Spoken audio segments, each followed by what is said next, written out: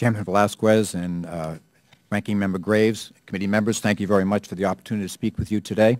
I am the CEO of BeSafe Technologies, and our corporate headquarters is on Cape Cod. That's because I want to keep my feet in the sand. Our focus is clearly and has been on public safety. As a matter of fact, our company was founded by the Associate Commissioner for Public Safety for the Commonwealth of Massachusetts back in the 90s. And I joined with him. I was the superintendent of schools in the town of Barnstable on the Cape.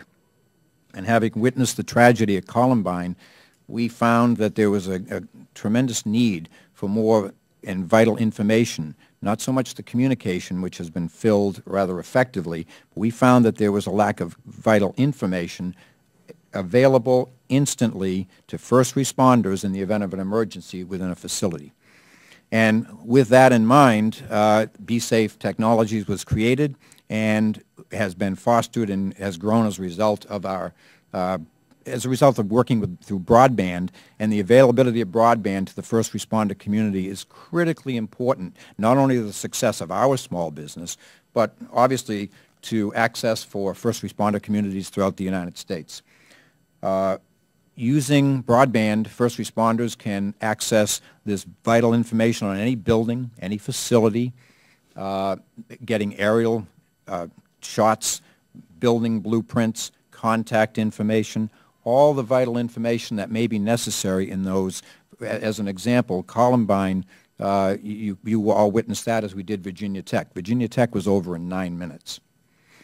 Recognizing that fact, we have to have a delivery system that brings vital information quickly and is accessible to first responders in a timely fashion. And in many cases, it requires a great deal of bandwidth. And broadband, without broadband, BeSafe Technologies would be very limited. As a matter of fact, before we saw the expansion of broadband really taking effect and continue to take effect across the country, we were a CD-ROM paper-driven company.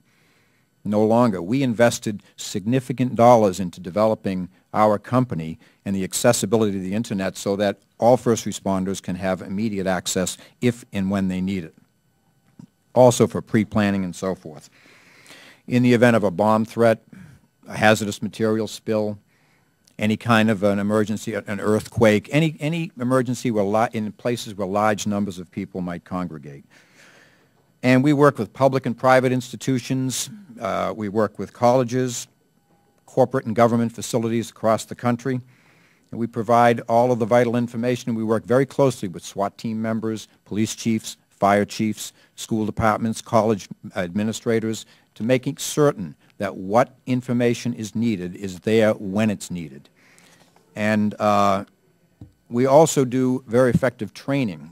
We try to do as much as we can in person. There's nothing better than a face-to-face meeting where you can look somebody in the eye and talk to them effectively and train them.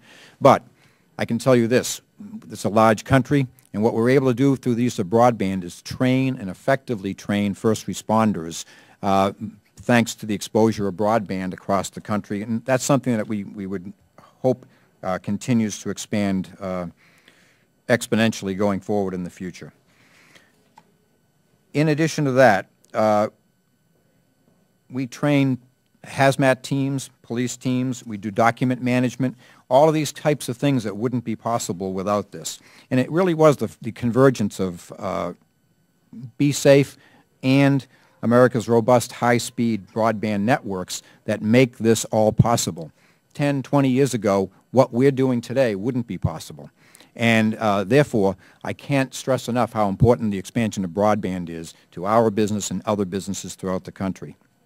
We look to continue to invest in bringing our technology to the general public, to private and public entities, and continue to work as a small business. And our survival is really dependent on the continuing implementation of broadband. So with that in mind, and I would speak to the fact that my first career, while it was in education, I'm talking and speaking to you today from Main Street of Little America, and asking that you do whatever you can to continue and support the growth of broadband in America. And I would ask you to carefully consider any burdens to small business. We're working extremely hard every day to improve the companies that we own and the lives of the people that we serve.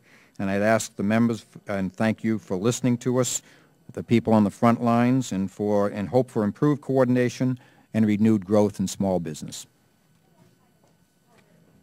Thank you, Mr. McDonald. And now the chair recognizes Mr. Minnick for the purpose of introducing our next witness. Thank you, Madam Chair. I appreciate the opportunity to be able to come